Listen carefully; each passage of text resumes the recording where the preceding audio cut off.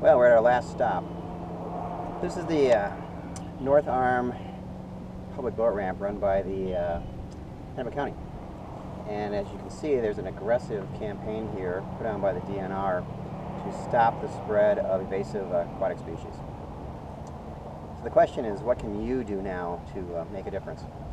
If you think in your mind, remember that we know that one little strand of milfoil can actually plant itself and start a new colony.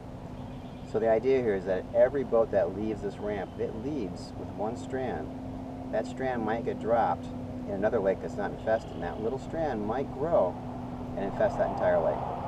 So the idea here is to stop any aquatic invasive species from leaving this lake and try to stop new ones from coming in. So you have a DNR staff that's here, they have cleaning equipment, they check every boat that comes in and leaves the boat ramp. If they think it has something on it, they can hose it off and spray it down with kind of special chemicals and a little system they have. But again, don't kid yourself. The main reason for this boat ramp setup is to stop the invasive species that are in Minnetonka from spreading to other lakes around the state and country. Now, the Minnesota Department of Natural Resources, as I said before, they've got an aggressive campaign to stop the spread, and they've got this, the name of the campaign, they've named it as the Stop Aquatic Hitchhikers Program. And this program is basically illustrated by this sign right here. And something you need to realize too is that this is not a purely educational program. They've got law behind it. So if you break this program, they can actually be fined and arrested.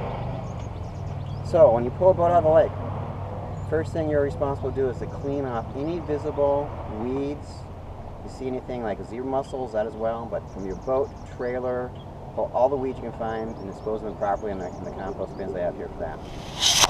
Clean. So remove weeds, that's the clean part. Then you got drain, right? You are responsible to drain all the water in your boat. It's illegal in Minnesota to transport lake water on the Minnesota highway. So you got to pull the drain plugs and drain the bilge. You got to pull the plugs on all the live bait wells. Any place your boat can have lake water on it has to be drained. Including one part that most people forget is you need to lower your lower unit on your engine or your outboard and drain the water that cools in that lower unit for cooling. And then put that engine back up for travel on the highway. Because if the state patrol stops you or a DNR conservation officer stops you, they could drain that engine, they could lower that engine and watch that water come out, and they could fine you for that. So make sure you bring all the water off the boat. Now, compost, recycle, and then that goes along with dispose of. The idea that you can't take any kind of live bait that's in water. So you take some minnows, you bought them here, they've been floating them all day in Lake Minnetonka water in the bait well. If you take those minnows in that bucket and leave, you're transporting lake water. And that, again, that's illegal in Minnesota. So you need to dump all that water out, and if you want to save those minnows, you've got to replace it with some kind of bottled water or tap water. Or if you decide you don't want the minnows, you can't let them go in the lake. You've got to throw them away in a garbage can. Because you can't take, and it's illegal, you can't have fish from one lake transport to another lake. You don't have authority or permission to do that. And you can't take bait like leeches and minnows and let them go. That's against the law as well. So those are the things you have to do.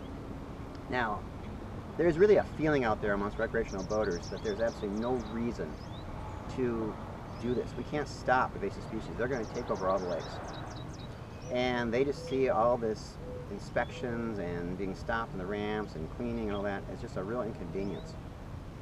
And it's unfortunate because reality is if we can stop one lake from being infected by just taking the weeds off the boat or letting the boat sit for 5 days so everything dies that's on it in case we miss a weed on the trailer before we put it in another fresh body of water, we could do a whole lot to maybe keep the rest of the lakes in Minnesota safe from milfoil and other things like zebra mussel. There's a lot more invasive species out there, not just the one we talked about today. So with that, that concludes our talk. Thank you for spending the day with me.